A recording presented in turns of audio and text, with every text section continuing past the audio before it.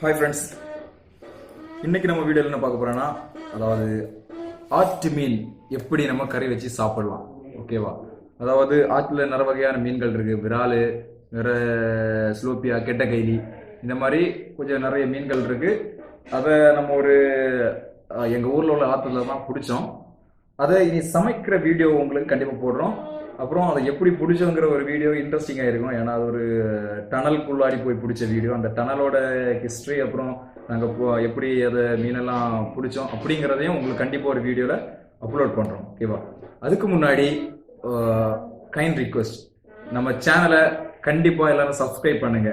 ஓகேவா? வீடியோ பிடிச்சிருந்ததுன்னா லைக், அப்புறம் அந்த பெல் ஐக்கான்லாம் கிளிக் பண்ணிக்கோங்க. கண்டிப்பாக ஃப்ரெண்ட்ஸு கூட ஷேர் பண்ணுங்க. ஓகேவா? வாங்க வீடியோக்குள்ளே போகலாம்.